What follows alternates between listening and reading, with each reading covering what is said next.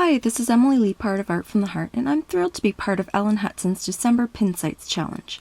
The mood board for this month is truly festive and perfect for this time of year. I know that it's a busy time, but I hope you'll get a chance to play along for your chance to win. Just remember to use at least one Essentials by Ellen product on your card. One random winner will be drawn to win a $50 gift voucher to shop at Ellen Hutson. I'll be using one stamp set and 2 dies from the Essentials by Ellen line, including the bird shapes, Stitches cover plate, and Season to Sparkle stamp set. To start, I'll be sponging the top 2/3 of my linen cardstock panel with 3 shades of red and pink distress inks. The lightest shade is Warm Lipstick, the medium shade is Festive Berries, and the darkest shade is Fired Brick. By using some pinks or borderline pink reds, it keeps the card from looking too bloody. The crosshatch texture of the linen cardstock is revealed and shown through the sponging, which is a cool effect. Once the sponging is done, I'm going to splatter water from the tube of my Ranger Mister bottle.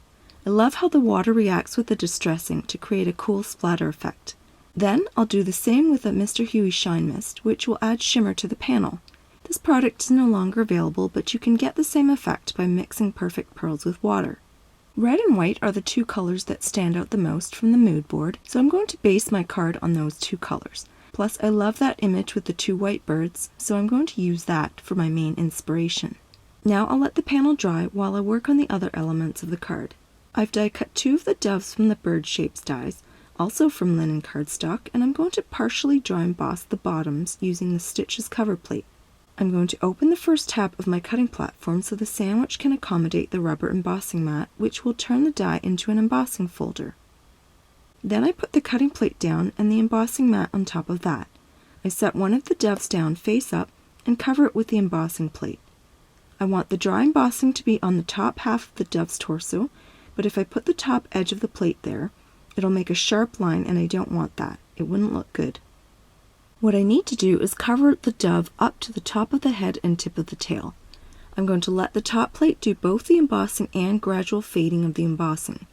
The plate is beveled at the edge, so I just make sure that the beveled edge will be where I want the full embossing and fade to occur. That thinner edge is going to gradually release the pressure from the sandwich and let the pattern fade away into the top half of the dove. Here's the partially embossed dove. Isn't it gorgeous? I just want to dry emboss all my die cuts like this now. Now I'm going to repeat this for the second dove. I cover more of the dove than necessary with the Stitches cover plate so the dry embossing doesn't end in a sharp line across the middle of the dove's body. Then I place the cover plate on the die, making sure that the beveled edge is centered where I want the embossing to gradually fade into the dove's top half. Now that my sponged and splattered panel is completely dry, I'm going to do some stamping and heat embossing on it. I'm going to use a sentiment and the 3 snowflakes from Season to Sparkle. I use the magic powder bag since embossing powder is more likely to stick to a sponged panel. I use VersaFine Onyx Black Pigment ink and sprinkle sparkle embossing powder. I stamp the sentiment and 3 snowflakes before using the heat tool to set everything.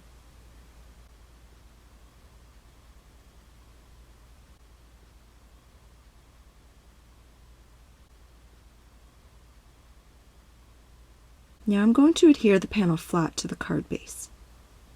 I use a scrap piece of paper below to avoid transferring any ink or shimmer onto my grid mat. Then I use the scrap paper again to press the panel onto the card base.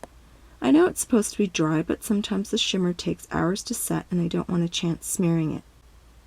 I'm going to place the doves on the card as if they're flying up towards the snowflakes. I feel like their wings are a bit lost, and if I overlap the bottom dove on the top one a bit, then its head and beak definitely get lost. It's too white, so I'm going to sponge some gray and black on the bottom edges of their wings to create a contrast and shadow. After I determine the final position of the doves, I place an acrylic block on one of them while I adhere the other so it doesn't move and I have a reference point. I use mini glue dots for the top dove and foam tape for the second. I use the angle of the first dove to guide me when adhering the bottom dove to the card. I want to make sure that their wings are parallel. I trim off the overhanging tail. Then I use a black Copic marker to color tiny pearls and adhere those to the doves as eyes. Now my card is done. Please refer to the supply links below if you're interested in any of the products I used in this video. You can also visit my blog for stills and more information about my cards, as well as the Essentials by Ellen Pin Sites Challenge. Thanks so much for watching!